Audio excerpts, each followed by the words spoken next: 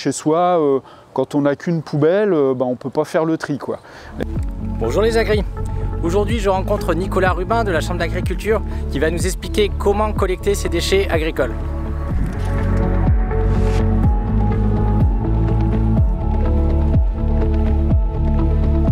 Alors Adivalor, en fait, c'est la filière de récupération et de traitement et de valorisation des déchets plastiques agricoles.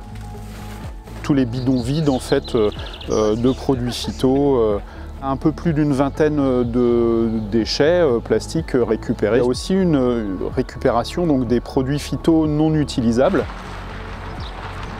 Ce sont les revendeurs, les distributeurs, que ce soit coopératives ou négociants, qui ouvrent leurs portes.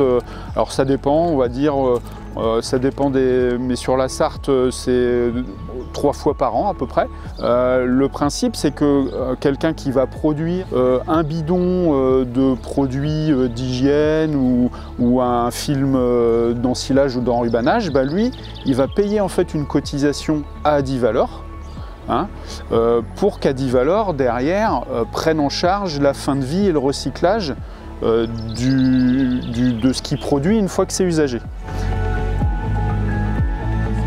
On va retrouver, quand on va cliquer sur prochaine collecte sur notre site internet, donc toutes les informations, là, pour le coup, pour chaque site de collecte, où là, on va vraiment avoir précisément ce qui est collecté sur chaque site de collecte.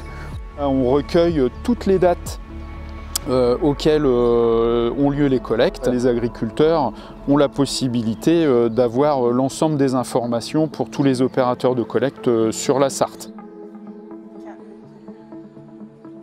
Faut que ce soit le plus propre possible, soit bien vidé, rincé au moins 3 fois, bien rincé, et puis ne serait-ce que pour ne pas perdre de produit aussi. Et on conseille un égouttage de plusieurs heures, idéalement je dirais 12 à 24 heures idéalement, et puis être bien sûr que effectivement le bidon soit bien sec, bien égoutté, qu'il n'y ait plus de coulure dans le sache. Et toutes les saches en fait où il y a des coulures à l'intérieur, ça c'est écarté, parce que c'est vrai que malheureusement ça peut arriver de temps en temps, donc ça c'est écarté du circuit et c'est pas recyclé avec le reste.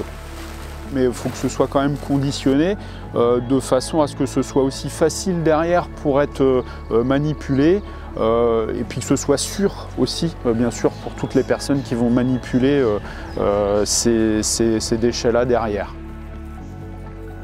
Ils sont regroupés d'abord sur des sites qu'on appelle de pré-traitement. C'est compressé, c'est mis en balle et après c'est rechargé effectivement sur des camions où là ça part vraiment vers les industriels du recyclage.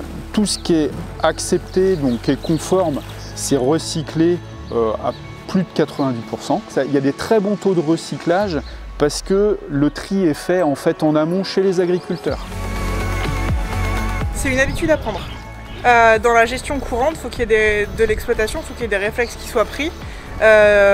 Nous, par exemple, on travaille avec un prestataire de service pour tout ce qui est pulvérisation de produits phytosanitaires. Donc lui, il a l'habitude, dès qu'il utilise des bidons, il les rince, il les met à égoutter. Au fur et à mesure. Et faut vraiment le faire au fur et à mesure, parce que si on se retrouve à avoir... faut voir les volumes qu'on peut avoir. On voit derrière moi dans le camion les volumes de bidons qu'on a sur une exploitation. Il y a 6 mois, on n'a pas loupé la collecte, c'est ce qu'on a 2 fois par an. Si on a 300 bidons à faire le jour J, où on va à la collecte et qu'on les rince sur le coup et que du coup ils ne s'égouttent pas, etc. On peut avoir des sacs qui sont refusés sur le lieu de collecte, etc. Alors que si on le fait au fur et à mesure, rincer un bidon, ça prend 2 minutes. On a un lavabo et un support de stockage justement pour mettre les sacs Adivalor.